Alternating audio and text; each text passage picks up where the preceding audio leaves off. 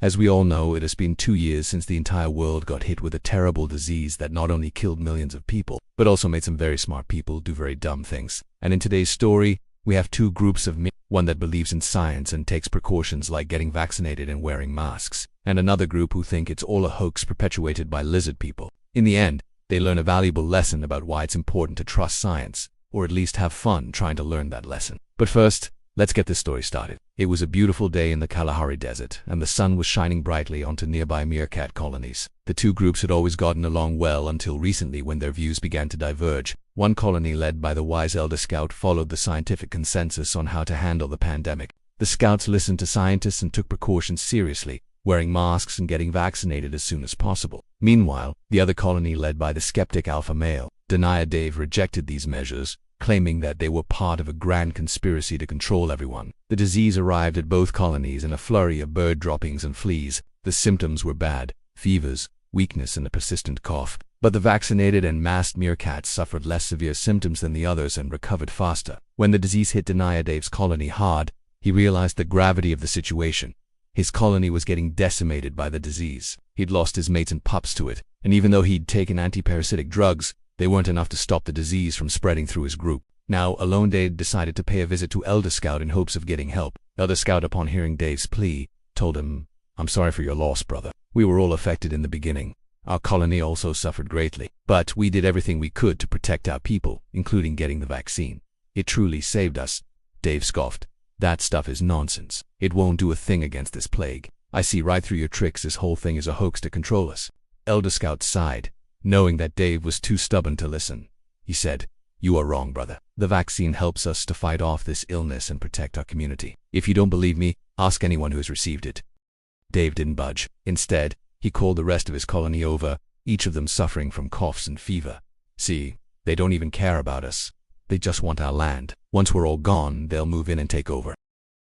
Elder Scout's daughter, Maya, stepped forward, her eyes filled with concern. She was a strong believer in science and had taken every precaution to protect herself and her colony. "Why don't you come with us? You can get the vaccine." "Please, my father knows the best herbs and remedies. He can help." Dave looked at his ailing colony members, then back at Maya. For a moment, there was a glimmer of hope in his eyes, but then he quickly shook his head, clearing away any sympathy Dave might have had for the others. He said, "It's too late for me. But you are right. We need to take better care of ourselves. Thank you for your offer, but I'm too proud to accept charity from someone who doesn't understand my struggle." With that, he turned and limped away, leaving the others behind. After Dave left, Elder Scout looked at his daughter with sadness in his eyes. "We tried, but some will learn their lesson only through hardship." In the following days, the disease continued to spread in Dave's colony. Many died, including some of Dave's close friends. Those who survived were left weak and shaken. Realizing the error of his ways, Dave decided to visit Elder Scout again. He found Elder Scout tending to a patch of medicinal plants, his brow furrowed in thought.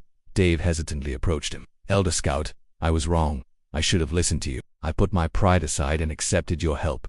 Is it too late?" Elder Scout turned around, his face etched with concern. "Too late for what, Dave? Is it too late for me to get the vaccine? Too late to help my colony?" A shadow passed over Elder Scout's face. "Dave, it's not too late, but it's too little. Only those who have received the vaccine can receive the cure. There is nothing more I can do for you now." Dave felt a wave of despair wash over him. His arrogance had cost him dearly. Not only had he lost many of his colony members, but now there was no hope for the rest. He slowly returned to his colony, the weight of his decisions pressing down on him. The few remaining members of his colony, weak and suffering, looked up at him with accusing eyes. One of them, a young female named Hope, who had been too young to get the vaccine, asked, "Why didn't you listen to him, Dave? Why didn't you get the vaccine?" Dave looked at the innocent young meerkat, her eyes filled with the same idealism that he once had. He had failed her and the rest of his colony. He hung his head in defeat. "I'm sorry, Hope, I was a fool. I put my pride before your safety, and now we suffer the consequences together." Hope looked away, disappointment evident in her posture. "You should have listened to science, Dave." Dave closed his eyes, the words echoing in his ears. Science greater than opinions. He knew she was right. As days turned into weeks, the disease continued to ravage Dave's colony. Hope and the few others who hadn't succumbed to the illness cared for the sick, hoping for a miracle. But none came. One by one, the colony members perished until it was just Hope left. Standing alone in the deserted cave, surrounded by the lifeless bodies of her colony members, Hope felt a deep sense of loss and despair. She had witnessed the tragic consequences of denial firsthand. As the last surviving member of her colony, she knew she had to carry on. With a heavy heart, she emerged from the cave. In the distance, he saw the familiar figures of Elder Scout and his daughter Maya approaching her. Hope took a deep breath and called out, "Elder Scout, Maya, I'm here." They rushed to her side, their faces etched with concern. Elder Scout knelt down and gently asked, "Can you tell us what happened? Where's everyone else?" Hope looked at them, her eyes filled with sadness and defeat. "They're gone. The colony, it's gone. I'm sorry." Elder Scout and Maya were deeply saddened by the news. They had feared the worst, and now it was confirmed. Elder Scout placed a comforting paw on Hope's shoulder. "Don't blame yourself, child. We all make mistakes. The important thing is to learn from them."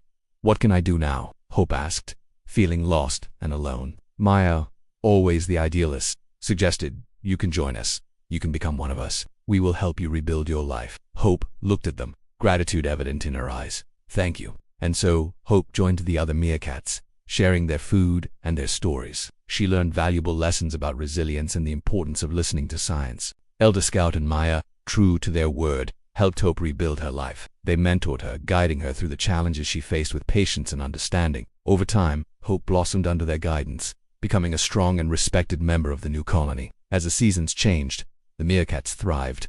Their colony grew, and with it, their strength and unity. They continued to listen to science, taking precautions and learning from the past, ensuring that the mistakes of the deniers were never repeated. Hope, Elder Scout, and Maya, along with the rest of the colony, lived their lives knowing that they had the strength and knowledge to face whatever challenges the future might hold. The memory of those who had denied science served as a reminder, a solemn vow whispered on the wind. Don't learn the hard way.